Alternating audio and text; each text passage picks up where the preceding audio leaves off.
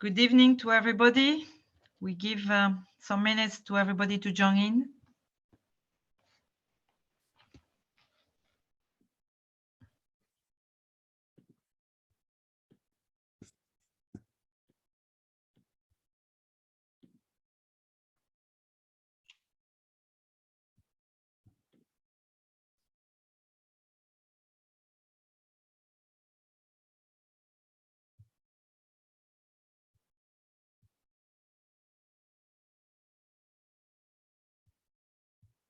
So welcome. Again, giving some minutes to everybody.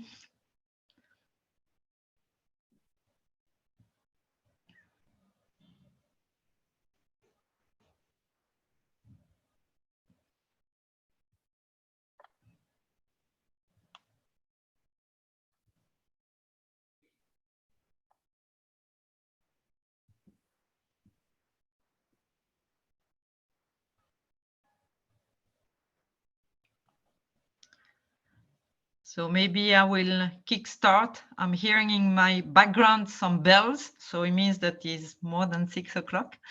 Good evening, everyone. We are very happy to kickstart the webinar today. I know that more people will be joining, so I will take 5 minutes to do an introduction. And I'm very happy to be here with you this evening and listening to our event today. My name is Mercedes Sanchez Varela. I'm a board member at Chapter Zero Brussels.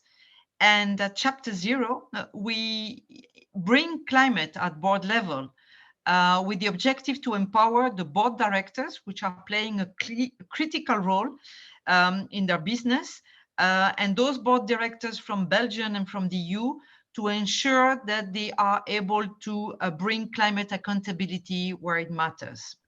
So Chapter Zero has chapters in other countries all over the world, basically. And we come from a climate governance initiative in collaboration with the World Economic Forum. And because we are also the Chapter Zero Brussels chapter, we look closely at everything which is coming out from the EU policy developments, and we have organized a series of events and exchanges with the different EU policy makers, which is what's also going to happen today, but in a more world setup. So together with ICF and NACD, we bring you this event, and we are happy to kickstart the event with a small introduction before we go to the core of the discussion. We always said that the topic is timely. So today's topic, climate finance and how to expect the US Inflation Reduction Act and the EU Net Zero Industry Act to come in the transition energy challenge that is ahead of us. So the topic is more than timely. IRA came out during the summer. The EU Net Zero Industry Act came out in March this year. And even if both have international spillover effects, today we're going to focus on those two regions, although it doesn't mean that we are not losing sight of what climate finance is in reality a planet question, and this is the level in which it should be apprehended and moving forward. But we are going to narrow down and to be on the US and the EU dimension. It's timely because we know a lot about what are the issues. Maybe I will refer to the IPPC because of the exhaustiveness of the documentation and the information that we know about what is happening and the impact it does have eventually as well on the climate finance and on the business. And it's timely because we are calling the current decade the climate action decade, and it's time for us to walk the talk. So this is what we are going to do today in our event, because I'm moving without further delays to first thanks all who have made this event this reality. We have on the panel a great set of panelists from both sides of the Atlantic. And we are foreseen for quite a good time for exchanging views and having you have your said and participate in the question time. So get ready with your question time and preparing your interactions, because I will be interacting with the panelists, but you will be interacting with all of them as well. Before I will handling to Mark, the way to interact with us will be to use the Q&A button in the Zoom webinar, so not on the chat. So we can really be sure that we channel all your Q&A, all your questions to me, and I can put them forward in the second part of this event. So without further ado, I hand over to you, Mark, for the real start of the event. Mark, the floor is yours. Right, many thanks, Mercedes, and hello, everyone. So my name's Mark Allington. I'm Vice President for Green Transition at ICF, which is a professional and digital services firm working actively in the US and Europe and Asia to tackle energy and climate challenges, along with many other areas of public concern.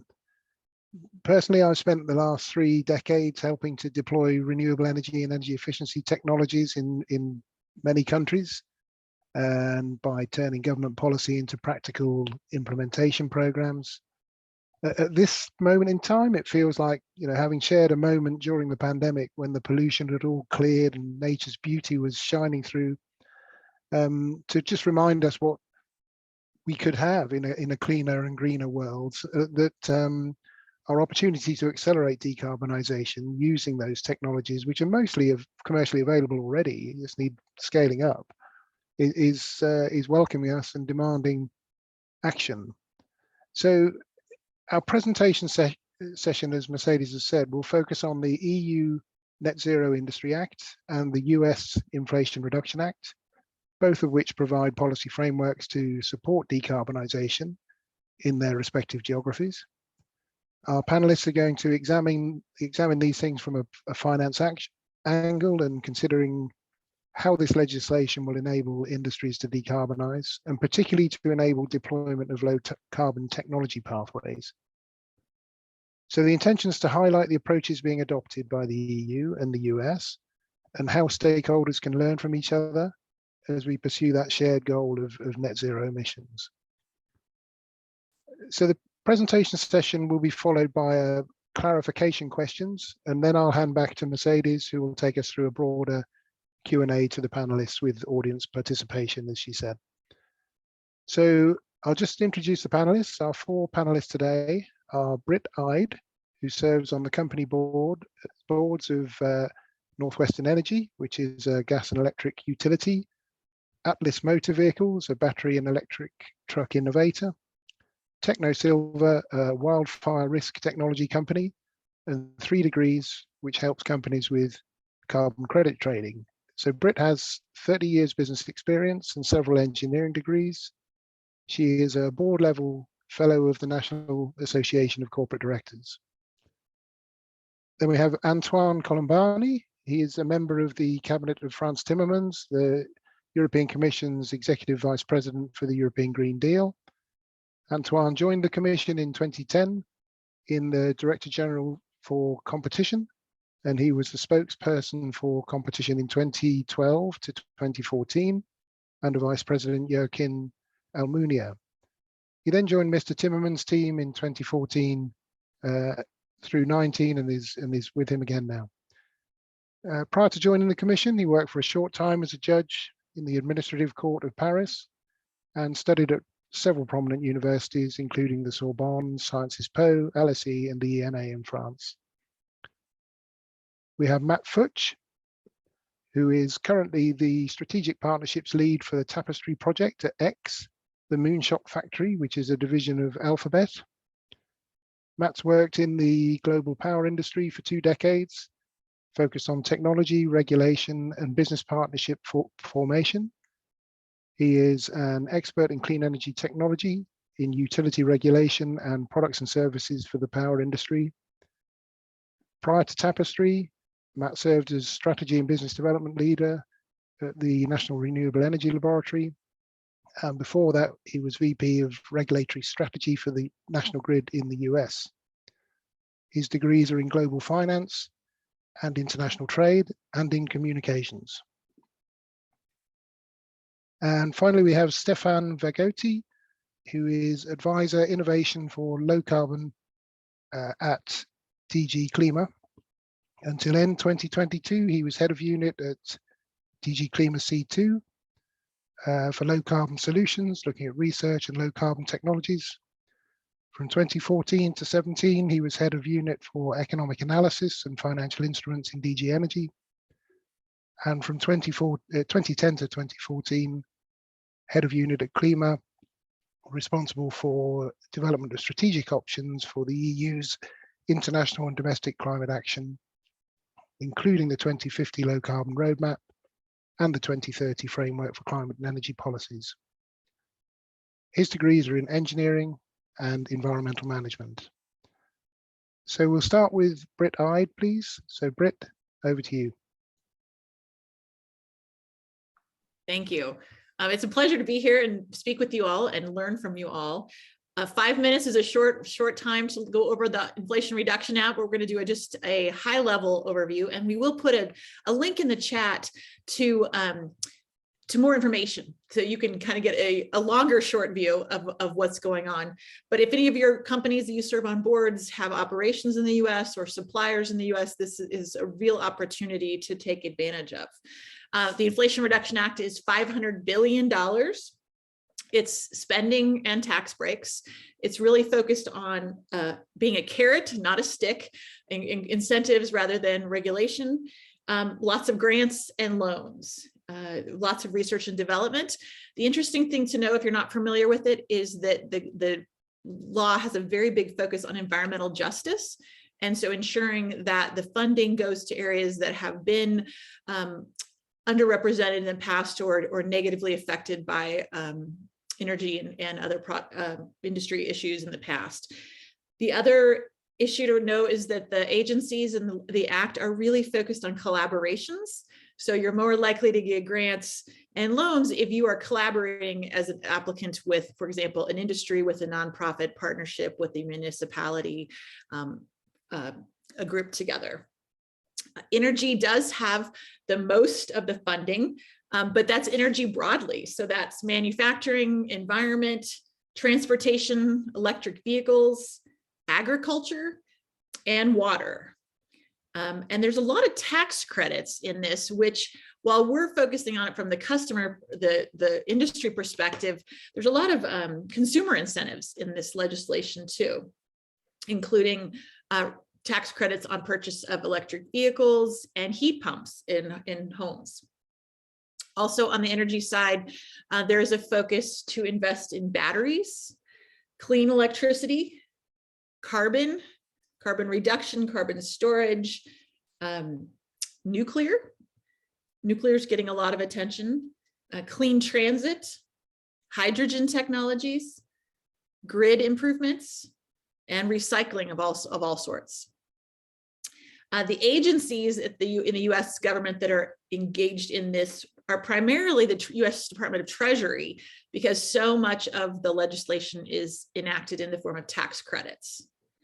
But there is also quite a bit of money flowing through the Department of Energy, the EPA, the Environmental Protection Agency, the Department of Agriculture, a little, and then some money going through the Department of Interior, which people may not be thinking about, and then also the Department of Transportation. The key thing to know is that while, yes, it was passed last fall, as Mercedes mentioned, it's still being implemented. So one of the frustrations is, okay, there's all this money, but how do we get to it? There's regulations that are coming out about how to apply the tax credits, how all the details will work. And then the grant and loan funding going through the agencies is also taking time. Some money's going out already. There's a process in many of the agencies to have a request for information, where they're looking for, if they're interested in, then if the companies provide information about their proposed project, then the Department of Energy would say, yes, we want you to apply for the next level of information or level of application. The other area I wanted to highlight, which is not getting as much attention, but it has a lot of opportunities, is the concept of the National Green Bank. $27 billion was allocated in the IRA through the EPA, the Environmental Protection Agency, with $7 billion going to states and cities, allocated to go to states and cities, and then $20 billion to go to nonprofits that qualify as a green bank.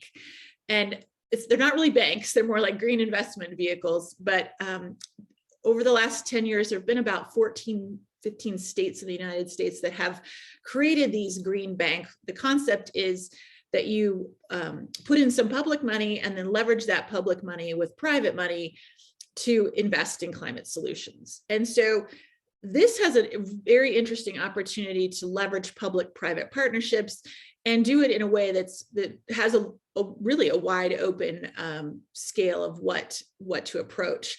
The tricky part there is that it will take a little while to get through the funding to go to the states, and then the states to figure out how they're going to allocate it. That's also the case with, for example, the heat pump tax credits. There's some delay because it goes through the federal to the states and then to individuals. But in some cases, the states need to set up a green bank. But there are already banks under the CDFI program, let's see if I can remember that acronym, Consumer Development Financing Institutions. Somebody can correct me if I got that one wrong, that would qualify in some ways. So the other thing I would just say is keep an eye on these different things. Because there's such a focus on collaboration, it's a great opportunity to reach out to organizations that work with your companies, states, cities, other governments, to help put together collaborations to address technologies and have a better chance at getting funding. And from a world perspective, the interesting thing about this is that this really is helping create markets that will then, of course, become global markets. So we'll talk more in question and answers, but that's a quick overview. And like I said, we'll put some more details in the chat if you want to learn a little bit more. Thanks. Okay, many thanks, Brett. So Antoine, over to you. Thank you very much. So I'll try to present briefly the Net Zero Industry Act that the European Commission has recently proposed. I would start by saying that it comes in the context of a broader regulatory framework, which is oriented towards the green transition, and in particular the climate transition. The objectives, as you know, are to reach climate neutrality by 2050, and on the way to that target, to reduce emissions by at least 55% by 2030. That's compared to the 1990 level. And we have quite a comprehensive regulatory package called the Fit for 55, which charts the way towards this objective, and which we are in the process of finalizing the adoption. And it contains various pieces of legislation, such as a reform emissions trading system, which leads to a carbon price in more and more sectors of the economy. And of course, this carbon price will help create a business case for clean solutions. It also contains ambitious renewables and energy efficiency targets, but also sector-specific regulations, such as the new CO2 standards for cars. That all new cars will need to be zero emissions in the EU by 2035. And the climate objectives have also been supplemented with the Repower EU plan, under which the EU aims to accelerate, to speed up its move away from fossil fuels. So all of these initiatives will promote the deployment of clean technologies, And taken together, they create a regulatory environment that is quite unique and helps to provide clarity and predictability to investors. Now, the Net Zero Industry Act is a complement, it's an addition to this, and it looks beyond deployment to look also at the manufacturing side. The reason for that is basically that COVID first and then geopolitical developments have made clear that Europe needs to look at its vulnerabilities, including in the supply chains, which are key to achieving the green transition and our climate goals. And to be careful also about any over-dependencies, whether in critical raw materials or in net zero industries. And this is why we have put forward both the Critical Raw Materials Act and the Net Zero Industry Act. And of course, beyond the issue of those strategic dependencies, clean tech is also a booming market where Europe needs to reap the economic opportunities.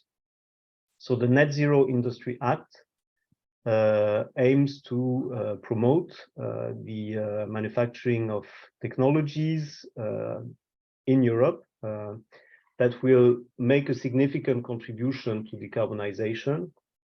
It includes different measures. There are measures to simplify permitting procedures. We know it's an important concern for project promoters. There are measures to facilitate access to markets, to enhance skills and make sure there is a skilled workforce for clean technologies. Also promote innovation through regulatory sandboxes. And in terms of scope, it promotes a very broad range of technologies.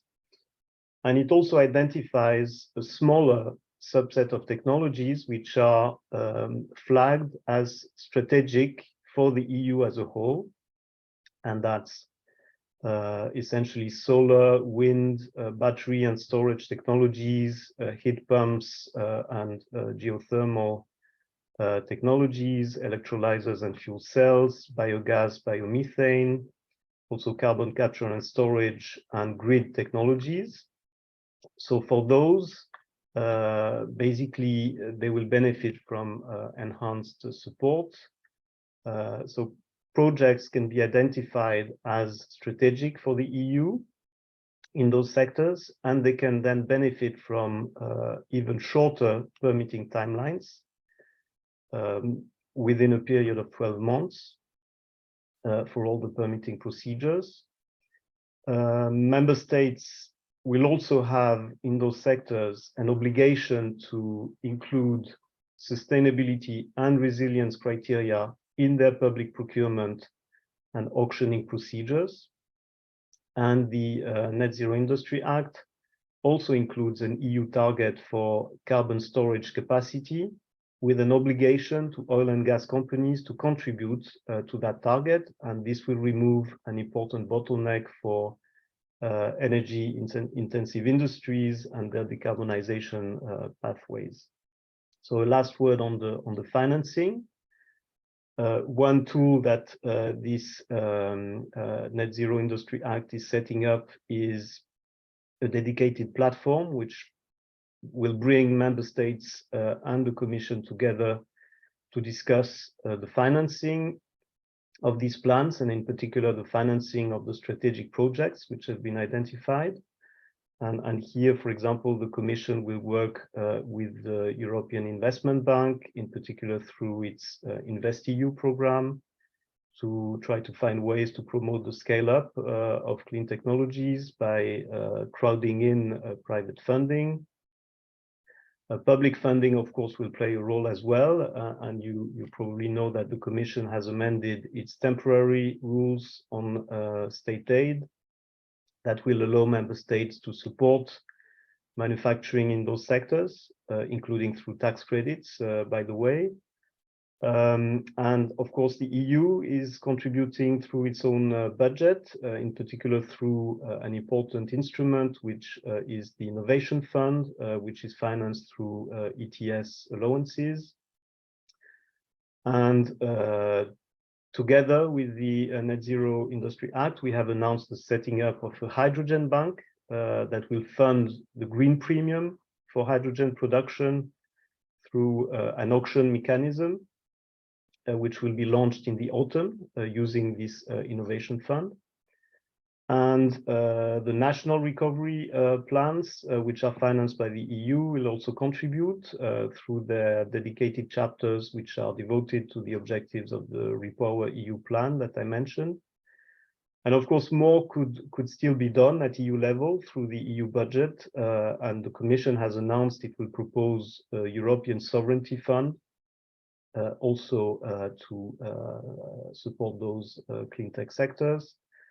And this we expect to remain a topic for political discussions in the months to come. So I'll stop here for the general picture and looking forward to the discussion. Okay, many thanks, Antoine. Right, let's turn to Matt, please. Thank you. Thanks for having me on this panel. Brent covered a lot of some of the things I was going to cover, so I'm going to switch it up a little bit and talk a little about something different, which is some observations about the context of why the Inflation Reduction Act was pushed through. And somewhat surprisingly, there was a lot of political kind of negotiations to make that happen. And I thought I would start with some numbers first, a little bit about where we are at with regards to clean tech manufacturing. When I think of the IRA, three observations I would make about what that means from a policy, kind of industrial policy standpoint. One, a lot of the impetus behind the Inflation Reduction Act is about supply chains. And so there is a desire to increase the industrial base of the United States and get past the point of dependence upon China. If you look at China right now, in terms of clean tech manufacturing, by far they are the largest amount of manufacturing investment. It's about 77% 5 years ago. They're about 90% of investment in the market, 4 times larger than a half decade ago.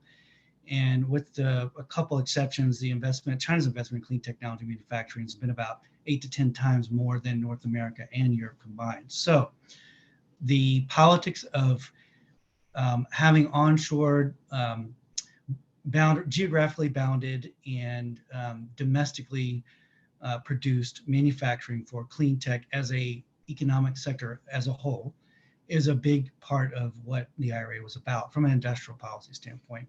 So I think that's the first observation about the IRA. The second observation I would make about this is that there has been traditionally in the last 20 years or so in clean tech, a lot of concentration in solar and wind and renewable energy generation, power generation for displacement of traditional fossil fuel infrastructure in order to get to the emissions targets for the country. So we've come a long way in that way, but a lot of the funding, and if you look at what's coming through DOE and a lot of other push in that bill, is things on hydrogen production.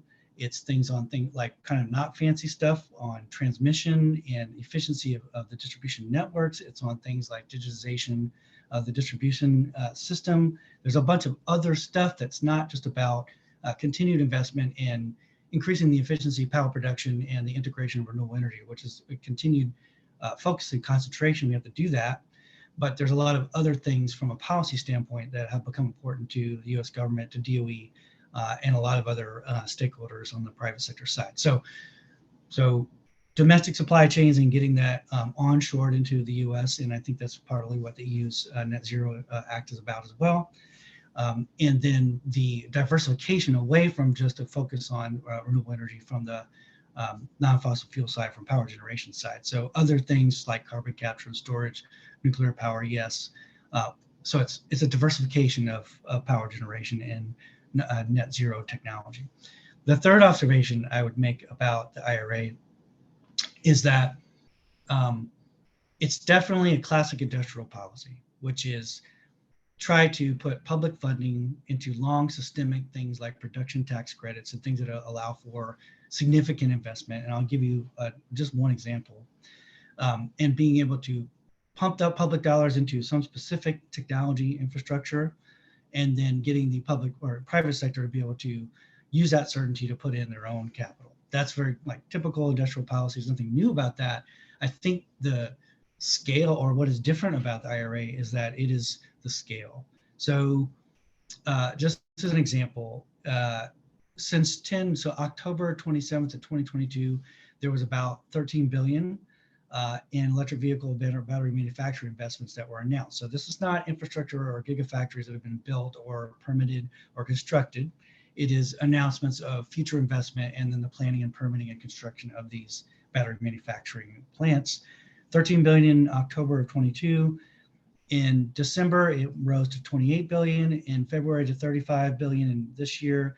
And as of March, it's risen to about $60 billion. So 13 to 60 billion in announced private capital investment that is supplementing and using the certainty of the production tax credit and a bunch of other tax provisions that are in this bill to get significant investment in manufacturing supply chains. Again, it's a manufacturing supply chain game. So those are sort of my observations about the IRA. I would say from not from an alphabet standpoint, but just from a overall clean tech, manufacturing and sort of policy standpoint.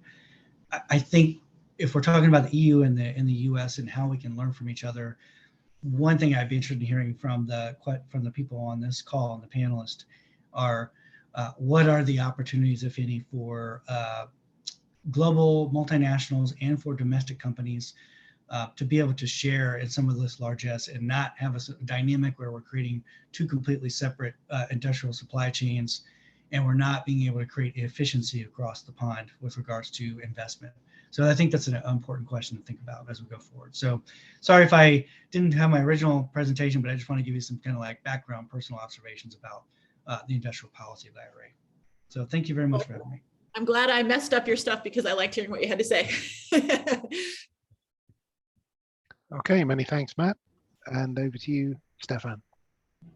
Good afternoon. Good afternoon, everybody. So I'm Stefan Vergrote and working in DG Klima. And happy to join this discussion, which is very topical these days, of course, with, of course, the Inflation Reduction Act being a major change in US climate policy and I think really making a difference globally in the fight against climate change. A few perspectives from my side complementing what Antoine has already outlined in terms of what's going on in Europe. And the first observation is indeed that, the Green Deal Industrial Plan and the Net Zero Industry Act is a complement to the policies we have been building actually over a couple of decades now in Europe, where we already have basically quite a strong regulatory framework in place that has been further strengthened with the Fit for 55, with an ETS that puts a carbon price on the emissions that companies are emitting. And that means, of course, that in terms of what is needed in terms of additional specific subsidies, there's perhaps a bit less of a need for that because by introducing a carbon price and integrating that into your economy, you are creating financial incentives for companies to invest in low carbon technologies. And that is indeed what has, to a certain extent, has been happening in Europe, albeit to a much lesser extent at the side of clean tech manufacturing itself for making the products, but at least in terms of deployment.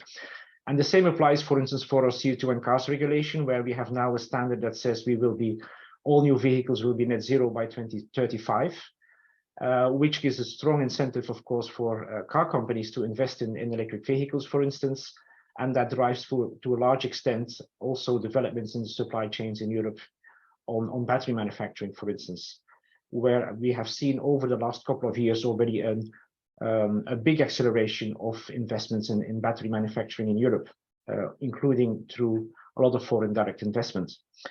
But just to say that, these aspects of regulation do help in terms of having a cost-effective policy based on internal market principles that will drive the fight against climate change forwards. Now, NZIA is a new pillar. It helps to create an enabling regulatory framework for clean tech manufacturing. So actually to try and do more of production inside Europe. And that is also, of course, a response to vulnerabilities in terms of supply chain, whether they come from gas, where we were very dependent on Russia, or whether we are dependent from foreign countries in terms of supply chains in solar or batteries or other technologies.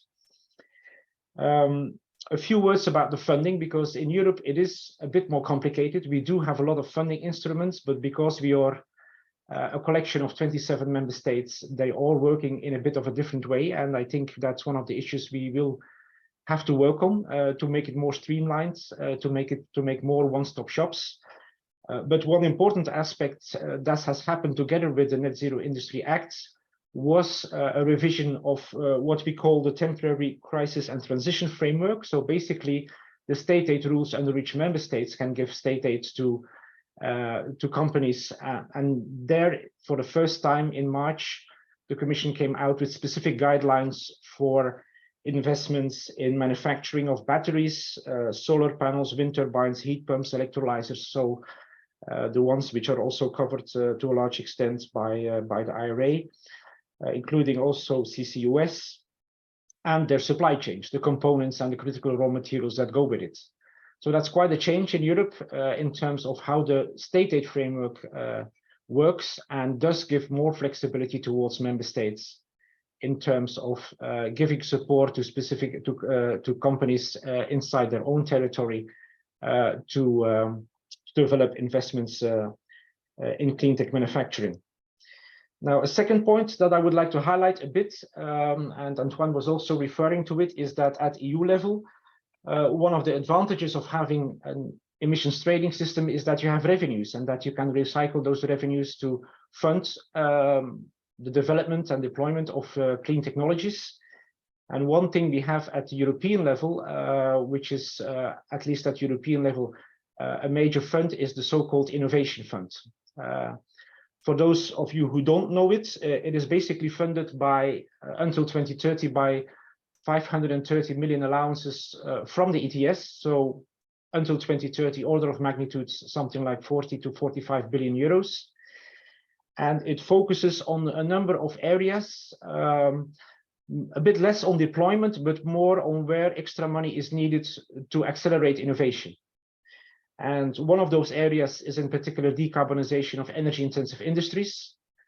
So the so-called hard-to-abate sectors, which includes also CCS and CCUS, and that includes also the production of synthetic fuels, for instance. Innovative renewables, but not conventional deployment of wind and solar. Innovative energy storage, so also an area where we need quite some innovation in order to make our energy systems work in the future.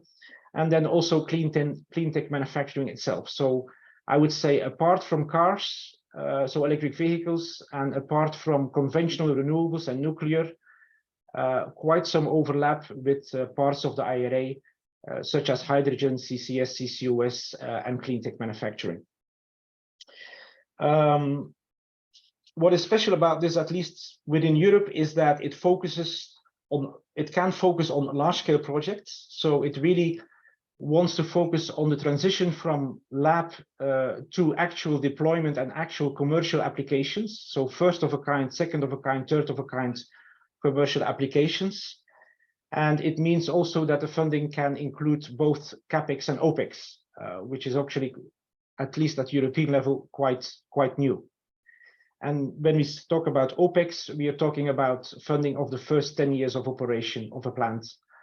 But we do look at the finance gap that is available as compared to conventional technologies. So we are having an assessment of how much more expensive this is compared to a conventional technology.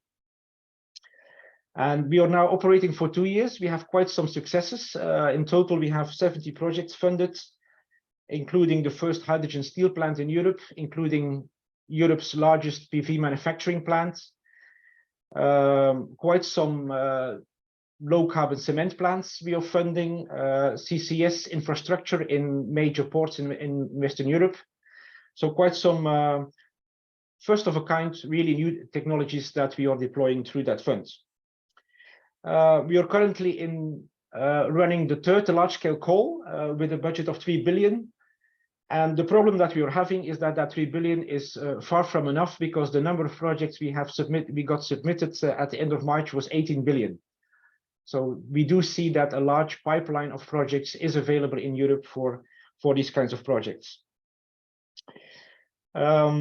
So that is what we have been doing so far in the Innovation Fund. One last point, a new innovation, and Antoine was already referring to it, is that after the revision of the ETS earlier this year, we are able to, apart from a normal grant program, we can organize competitive bidding instruments, basically auctions, where we pay for the early deployment, so not purely the innovation itself, but the early deployment of new technologies. We will organize that for the first time later this year with the first auction for renewable hydrogen, where we will basically have a similar system as the IRA has for clean hydrogen. We will pay for per unit of production per kilogram of production of renewable hydrogen, and so the cheapest bidder wins. Bidders win the auction.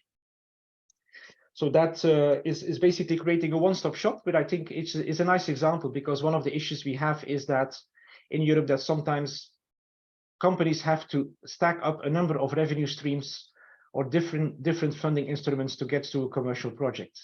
With this kind of approach, we would be able to create a one-stop shop.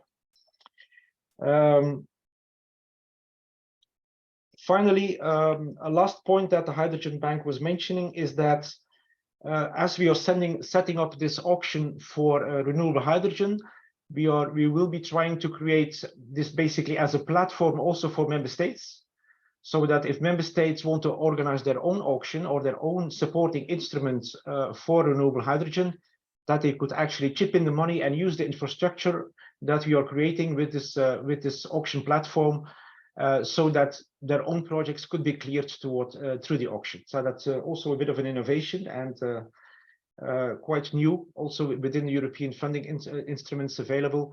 But we hope that in this way we can also avoid fragmentation and create economies of scale also at the European level. I'll leave it at that, and of course very much looking forward to the discussion. Thank you. Okay, many thanks, Stefan. So I have some clarification questions just for each of the people. So if we go back to Brit, environmental justice you mentioned. So can you just, how is that going to work in practice? What is it that will actually happen to make that a reality? So my understanding is the way the funding is structured, there's a target of 40% of funding going to areas that have had either negative impacts in the past or disadvantaged areas. So that includes everything from communities that are near emitting power plants, for example, or rural communities, or the electric vehicle, infrastructure has been in the past concentrated development in the cities. Obviously, it's more cost effective for where there's a lot of people around. Well, the rural communities don't have that. So what I think you'll be seeing is just this overarching lens of environmental justice on the grants and the loan funding. So when you're asking, in the boardroom and you're asking your companies, what are you doing for this? I think what you want to ask them is, how are you collaborating with your communities to find opportunities to build those collaborations that fulfill the environmental justice? So it could be marginalized areas, it could be rural, it could be Native American, there's tribal lands. So I think there's a lot, it's very broad, but it gives a lot of opportunity for building relationships to build stronger applications for grants and loans.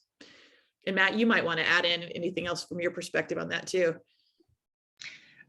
No, I think you articulated it very well. I would give for Mark and I would say two examples of that. One example may be if you're, I'm just going to make up a term, I think that Ripper will enjoy this. If Vistra, just making up a company, wants to convert aging and being possibly decommissioned coal plants to battery manufacturing, or to be, interconnected to the grid, if they can demonstrate doing that 50 times across the country, I'm making something up, that enables job creation in underserved areas, and there's an economic development component to it, and then there's a emissions reduction, and they can do all the EPA kind of permitting on that and just demonstrate what that does when you don't have producing power in that way.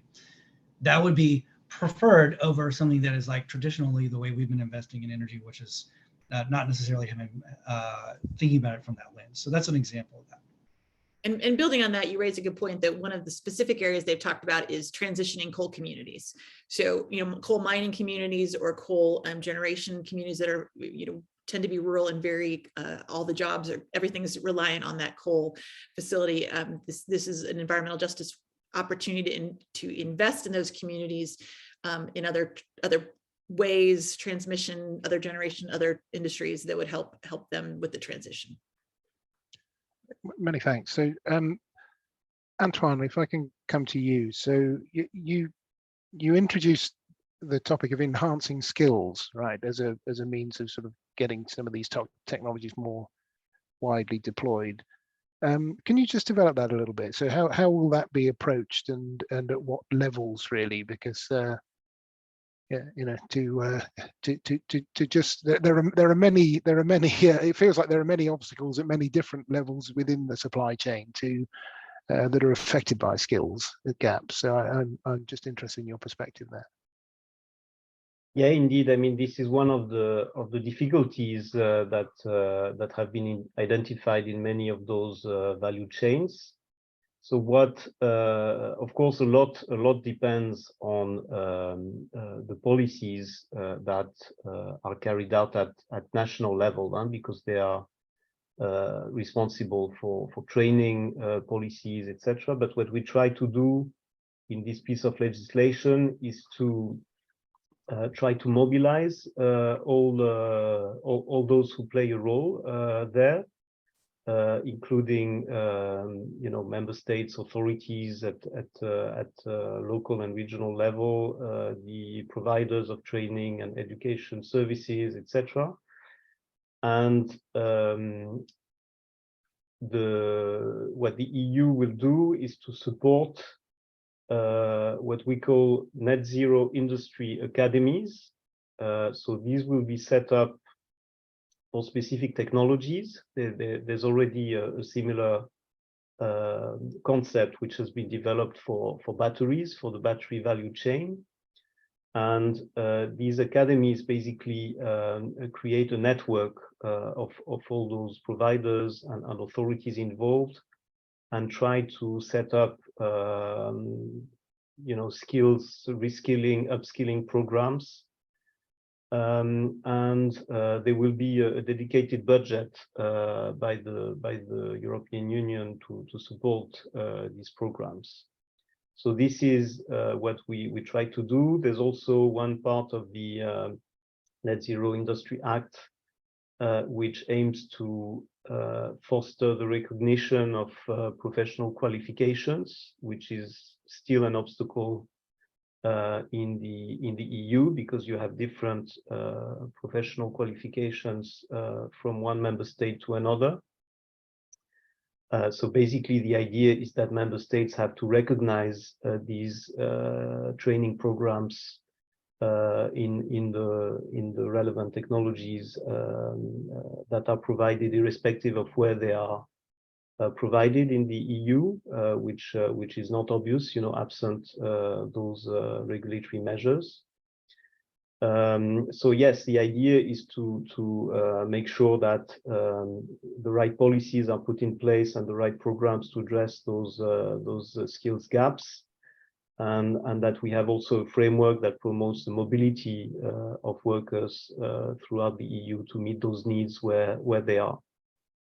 So that's in a nutshell what we're trying to do. Thank you. Now, Matt, you touched upon transmission, grid issues and digitalization of distribution as well. So distribution levels. I mean, electrification of heat and transport is clearly a huge part of moving forward with this area. Can you just sort of tell us a bit how IRA is going to help with that specific, electricity network development part of the picture? Okay. This is a long, this could be a long conversation. Let's see if I can make it faster. I think a couple of things. One is that the technologies on the transmission side that are about things like diverting and using existing transmission lines to be able to increase the bandwidth or redirect, power. So technologies that are basically making the existing transmission system more efficient without having to build and permit new constructed transmission, which is very difficult in the United States for a lot of reasons. That gets more incentives and more funding. The regulatory impetus to be able to address the issue of transmission construction and permitting gets a lot more attention at FERC and all the other regulatory agencies because of a lot of funding that's going to go towards those agencies. I also think that, and this is an ancillary non-kind of policy thing, the things like using energy storage as a transmission asset and things like that. The cost of implementing, deploying, and allowing regulators to approve those types of investments get easier because the cost curves for those things get cheaper. And so therefore the investment case is made easier for utilities and developers to be able to deploy that technology. So it's kind of it's a little bit more indirect in that area than it is like a direct subsidy, say for hydrogen production or something like that. Thank you. And then finally to Stefan. So you spoke, it's very interesting, the issues that you spoke around with the Innovation Fund and the interactions with the NZIA, and particularly the areas that you were developing, which was different from the US side, was on this acceleration of decarbonisation of energy intensive industries specifically. I suppose what was buzzing through my mind is this first of a kind demonstration, breaking new ground element that's there within the Innovation Fund, and then this larger scale, widespread deployment, which the NZIA is trying to sort of push forward and root the industry within the EU. Can you just sort of talk about that handover a little bit more, that interchange, and how you're going to sort of maximize those the benefit of those first of a kind investments? Mm-hmm.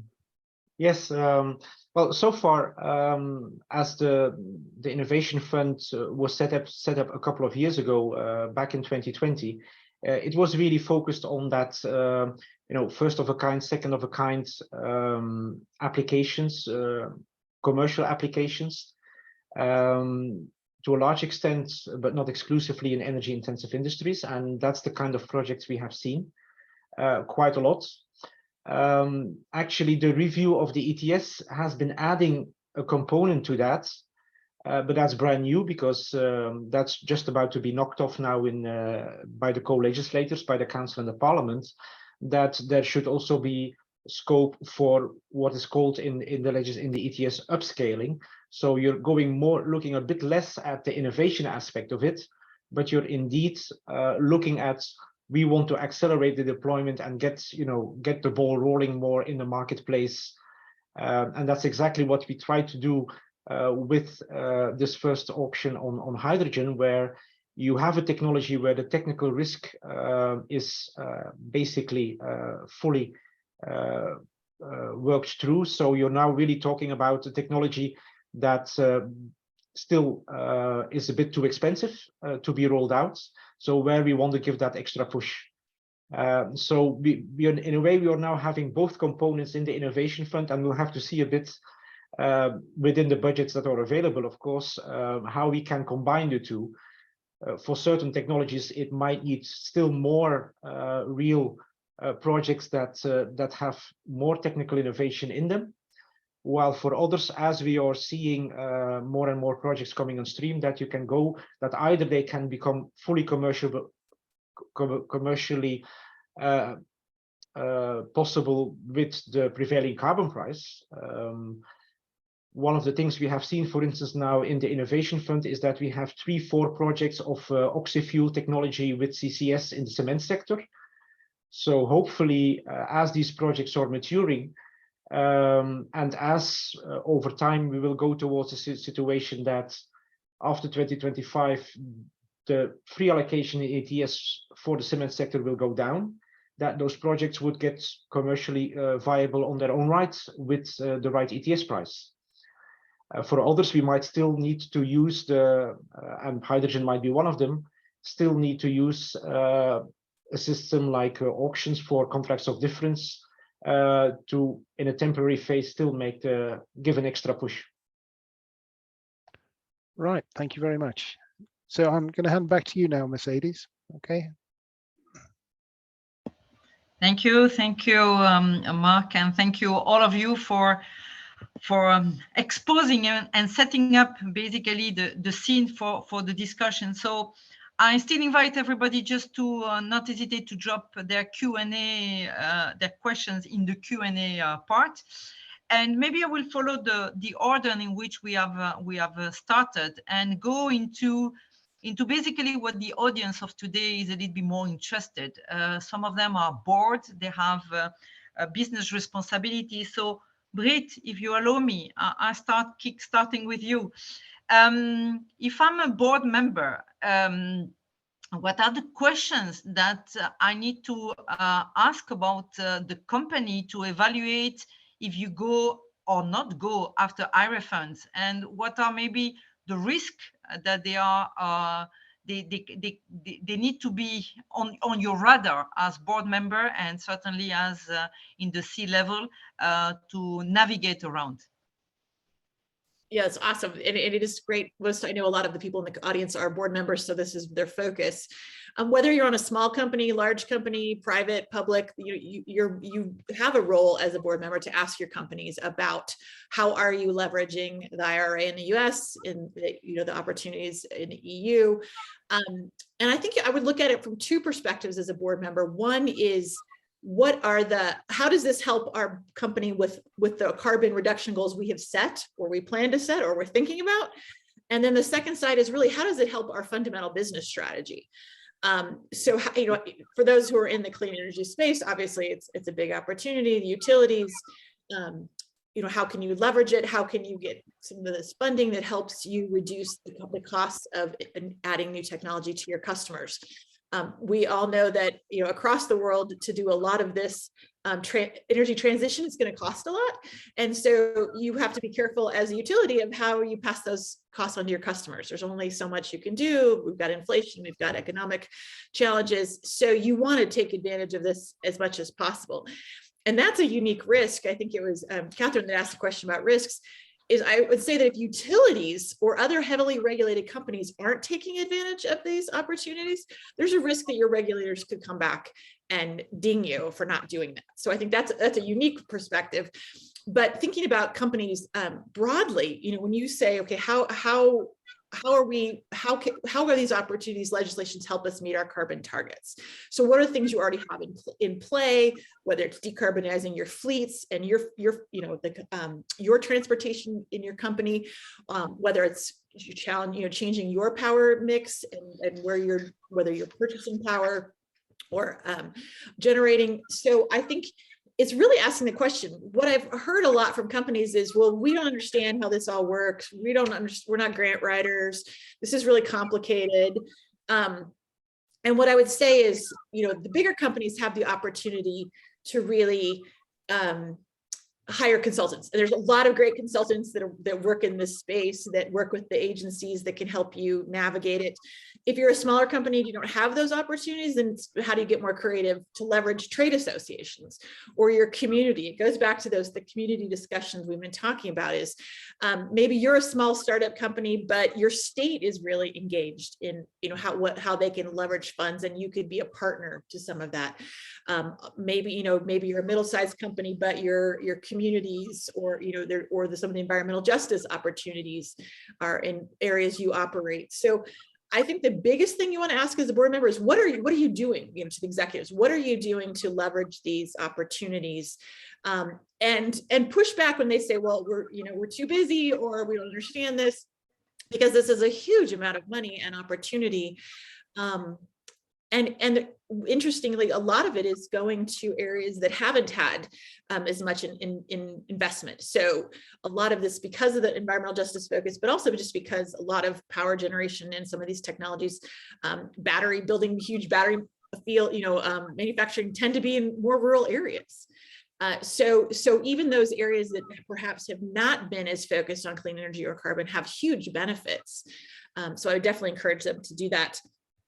The other thing I would say is, some of the loan opportunities require 50% funding. So if you have your internal funding, great, but sometimes you may want to be looking at who can we collaborate, what investors are available, what strategic partners are available to help us come up with that 50% that would then leverage to get, the 50% funding from DOE. And then just building a little bit on the risk question, I think certainly it's a time commitment, to understand this, to figure it out. I think other than that, loans and grants always have, risks. Read the fine print, make sure you understand it. But I would say that the opportunities by far outweigh the risk.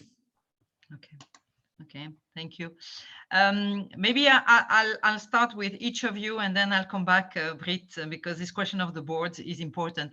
Antoine, if you allow me, I go to you, and let me tell you that we at Chapter Zero often hear that the business are resisting the call for transitioning and to go for other, that we call sustainable business model, because of the cost and the investment they need to do. So it does call for adaptation, adjustment, and often they said competitors are not moving fast. I'm talking in a European type of environment.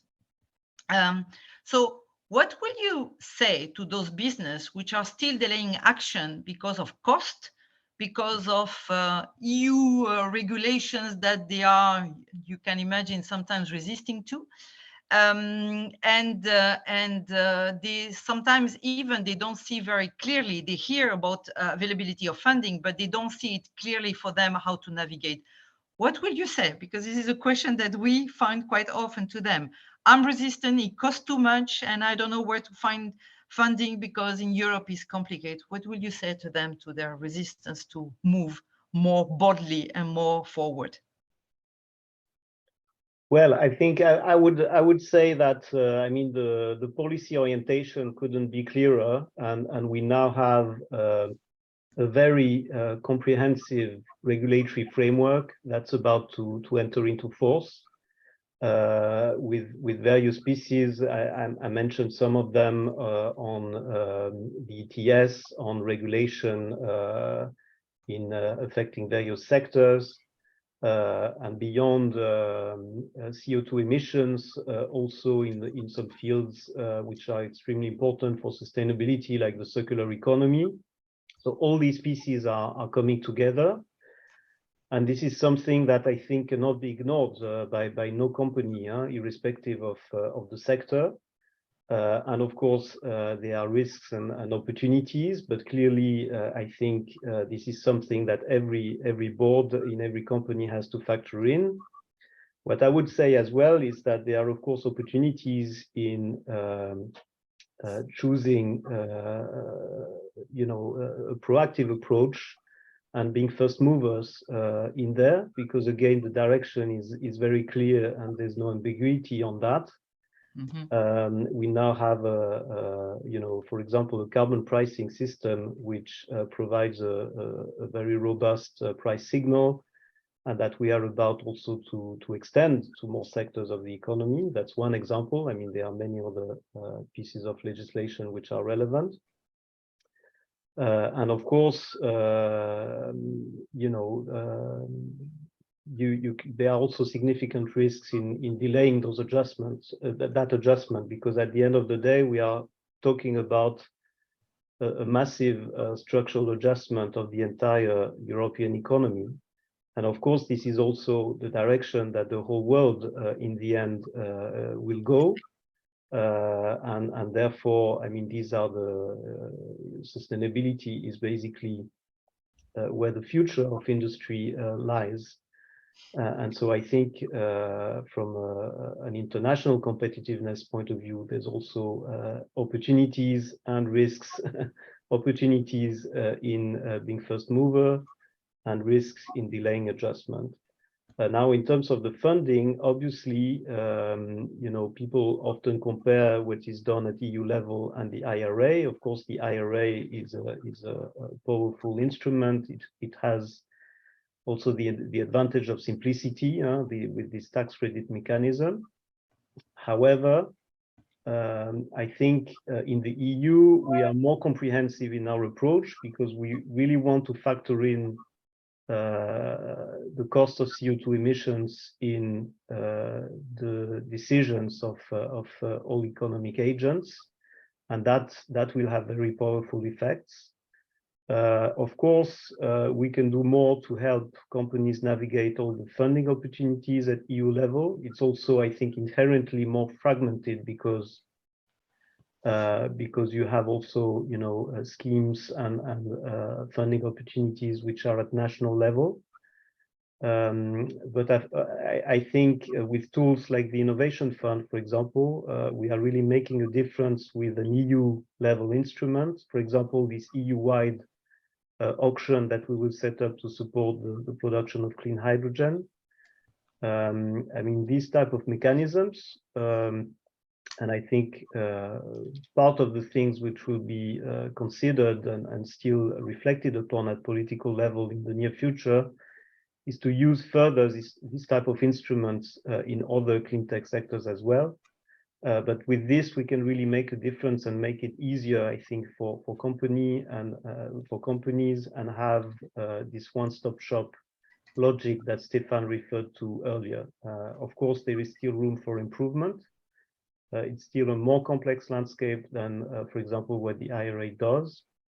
But I think, after having set a very clear policy direction, we can still improve things and find ways to also help companies navigate all these different tools and instruments. Thank you. Sounds to me quite comprehensive. Matt, if I might go to you. We know that for business perspective, the fact that they might or not understanding climate change has not been, the fact that climate change has an impact on business has not been a strong trigger for business to change, to better formulate this. We are, however, in liberal economies, and you mentioned several times market should have picked up some signals and should have probably started the race to cleaner technologies and cleaner and clean tech investments earlier on. So in the US economy that is seems to me a bit more sensitive and adaptable to market variation, the IRA upcoming, is this something that will really be a driver for beyond the clean tech investment to have more sustainable businesses? In fact, it's a question of putting the public and private funding in the right space. It's not which one has done best, but how you put it into the perspective in going beyond just clean tech investment, which are a mean to reach the decarbonisation and eventually to drive for businesses to be more sustainable. Maybe some thoughts about that? Let's see, I'm going to give a personal perspective on that, not the alphabet perspective, to answer that question. I want to go back to what Antoine said about the difference between the EU market and policy, energy policy and climate policy at large. And this gets to the heart of what you asked me, which is we don't have a sustained, escalating, obvious driver for CO2 emissions in the United States, right? We've been back and forth about that politically for a very, very long time. And so it is true.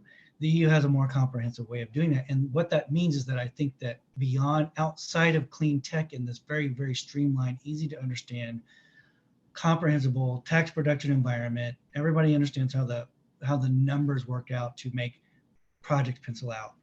That's an obvious and fairly large segment of the economy in the US. However, it's not necessarily as comprehensive as the way the EU is approaching it because we don't have that strong economic signal on the CO2 price side. So I think ESG and other things that are pressuring on the pension and on the large capital market side, even though ESG is having some kind of back and forth issues in the US right now.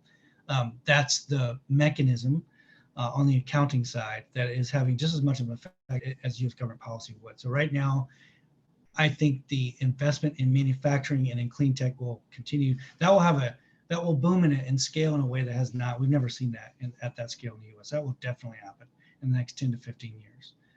On other things like circular economy, on hard to abate sectors, on other things that are outside of just specifically the clean tech, I think we still have a ways to go. And then with that, in the absence of a price on CO2, that we're going to be relying on other mechanisms on the financial market side to be able to make that happen.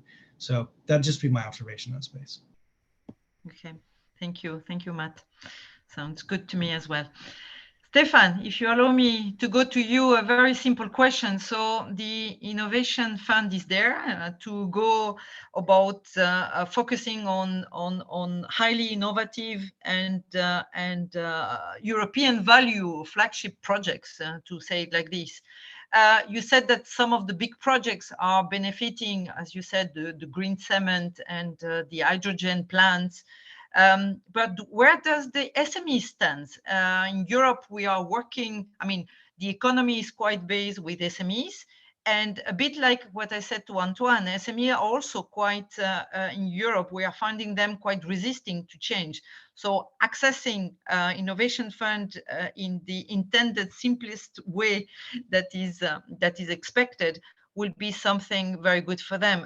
Do you come across SMEs? Are they up to the challenge to go back into the Innovation Fund, or they are really for the big projects that you are targeting?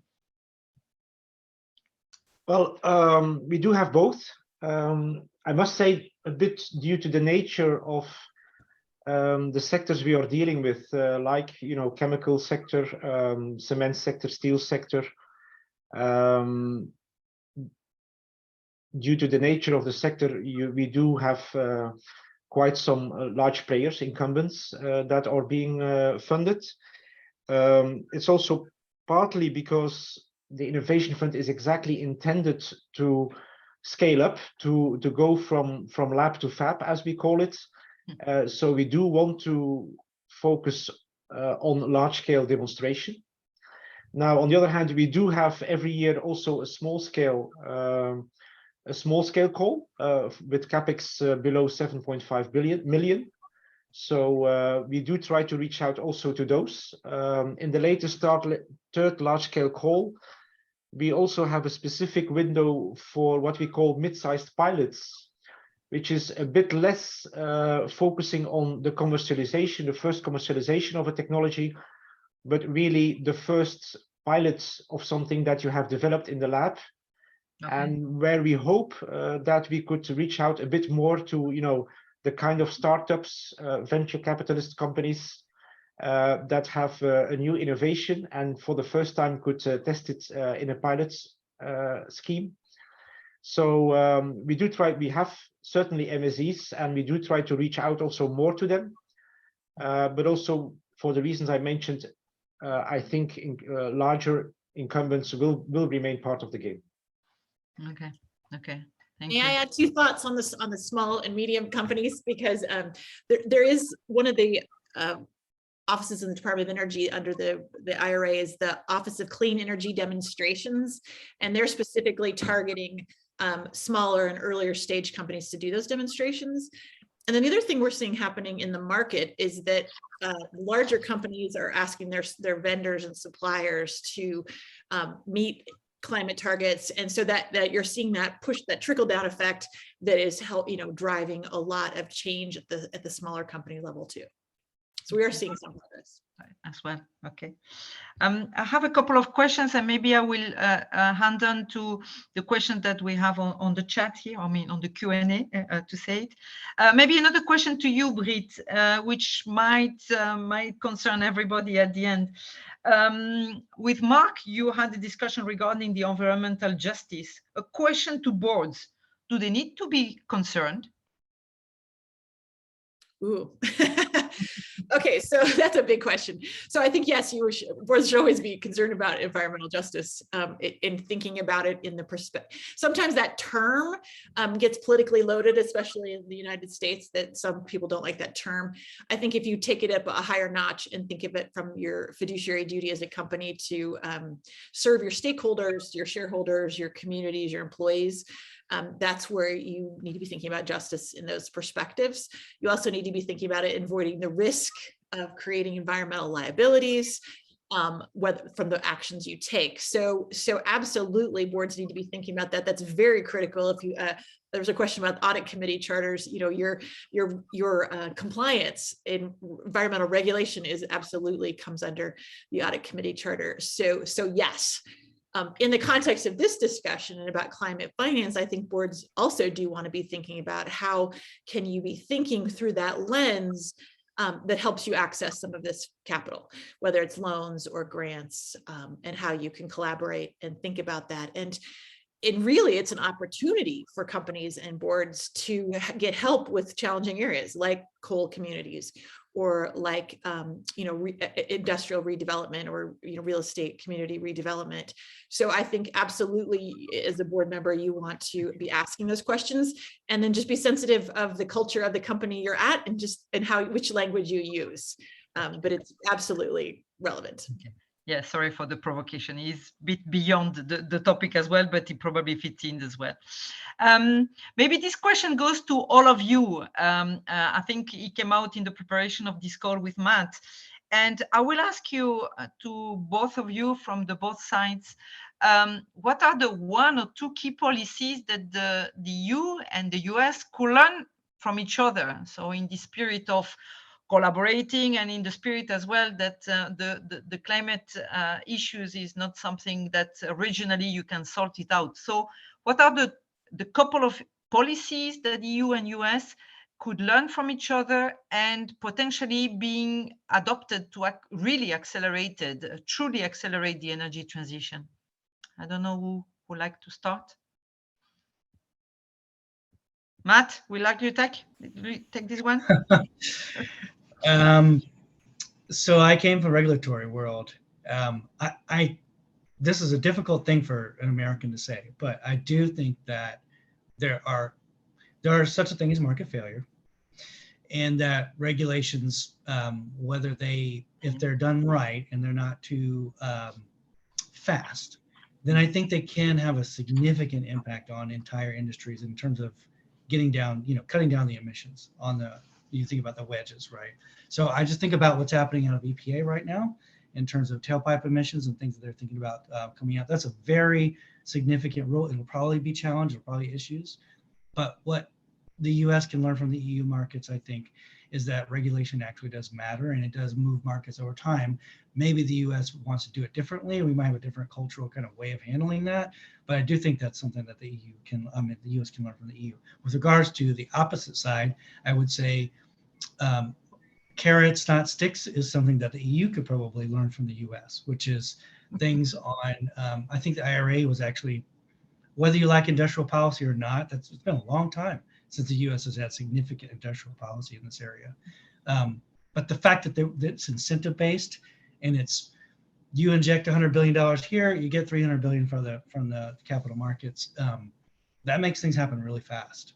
So I do think that those would be the two things, those observations I would make about what can we learn from each other. Thank you, Matt. Antoine or Stéphane, maybe from the EU side?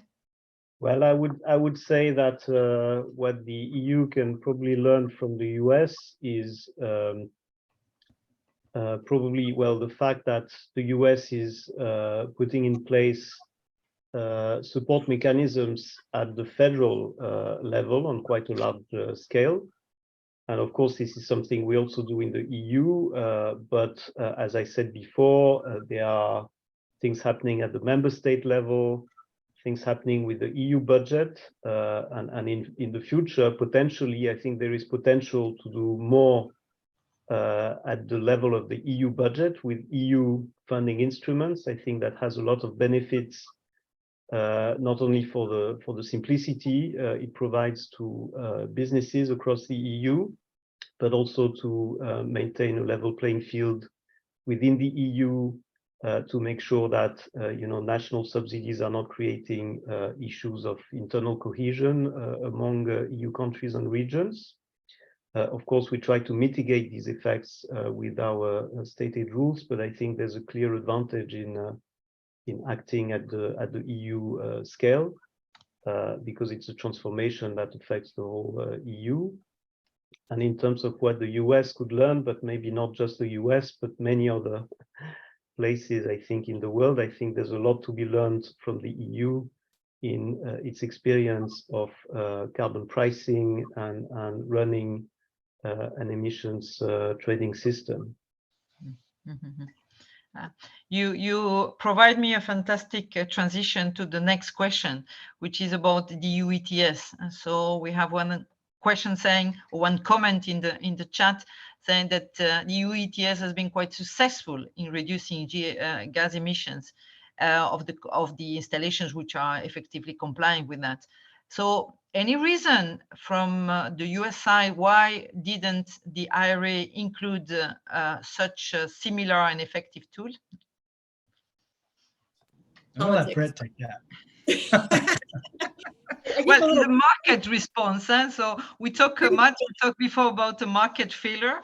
So this is a market response, and it has been the EU to put it. So it's a very good question. And so I think to kind of build on the last question, climate solutions is a huge problem, and it's so complicated. There's so many areas of our economies across the world that we need to try as many things as possible. And then as we go, let's learn from each other. And then you have data of what works and what doesn't, and then you adapt it. But it is a lot based on different cultures and different politics.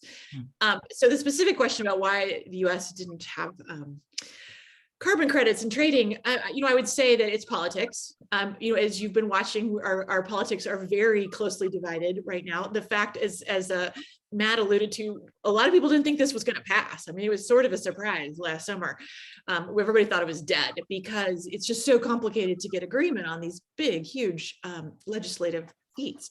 So I think we should celebrate what we did get, which is good in progress, but note that just for political reasons, the concept of carbon tax and carbon trading is just seen as a tax, and it's just not doesn't have a lot of legs right now. So hopefully, if you guys show us how it's done, then we'll have more opportunity to use it. But it has been used in different places, like Southern California Air Quality Management District has been using the concept for decades, very successfully. So bottom line is politics. Politics. Okay. We'll take it from there then. I have another question in the chat, which, well, we try to steer away from any sort of race here, but I will still ask this question. So because we have a landscape of subsidies, not only because we have talked more framework type of approaches, notably from the Net Zero Industry Act. But the question could be synthesized as follows. Do some industry have more benefit investing in the USA versus the EU? Can anyone take this controversial question?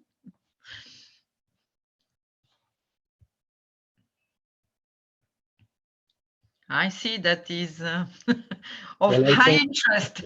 I think Matt is an employee of a multinational. True. No, I think nobody has an interest in having a subsidy race. Although, of course, the reason why we have put forward a Net Zero Industry Act and some other instruments like changing our stated rules, etc., is also because, well, first we have, as I said before, we have a new. I mean, let's say that the importance of addressing vulnerabilities and overdependencies is something that has gained a new prominence, I think, in EU politics, and for good reasons. I mean, we have seen since COVID and also since the aggression of Russia against Ukraine how important these issues were. But also we have seen that others are acting. and are acting quite forcefully to support clean tech, and especially the US IRA. It's no secret that it was also one of the reasons why the EU came up with, and the Commission came up with proposing the Net Zero Industry Act.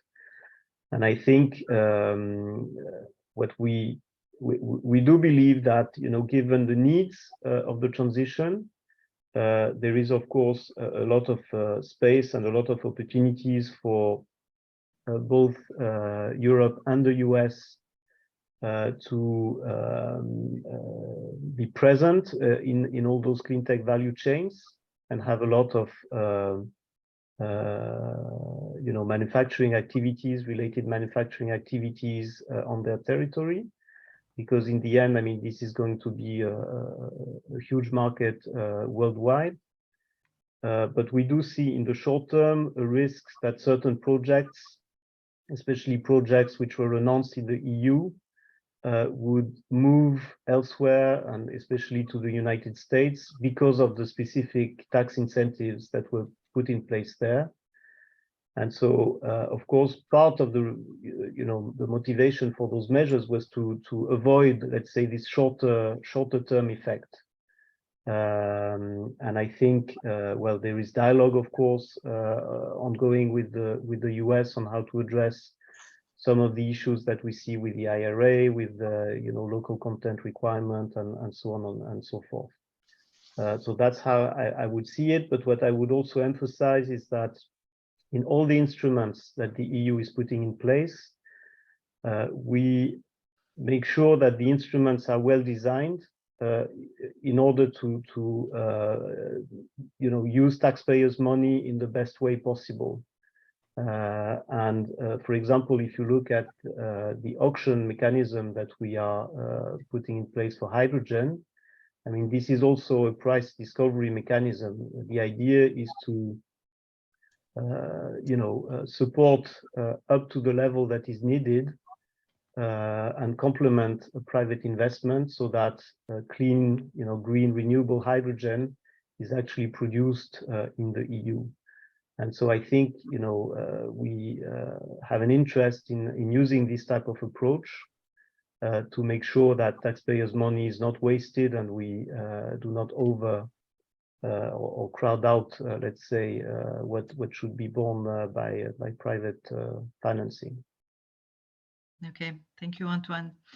I'm going to wrap up if there is no other urgent comment or intervention. Britt, I see you smiling, but okay, so I'm supposed to be closing down and to wrap it up what everything has been said. So I don't think I'm going to dare to do the full exercise, but I've been taking some notes. So allow me 1 minute just to say that as a conclusion, we have seen, and all of you have mentioned the different overlaps between IRA and the EU Green Deal approach, about tax credits, about loan grants, about all stretching beyond what has been normal for them. There is massive funding, there is simplicity, and there is the look for more framework type of approach. Maybe a second outcome of this discussion has been that for the boards, at least, bringing to the board role and critical role in this climate accountability and climate decision, that there is no ambiguity that, well, emissions need to be cut. No ambiguity that, as Antoine was saying, the policy direction at the EU has been set. And no ambiguity, as Matt and Britt has been saying, that from the US side as well, the commitment and the scale and the effort has been put forward just to make things change and transition sooner the better. We talked about market failure and the possibility of market solutions, like the one that just mentioned on the auctions or the EU ETS.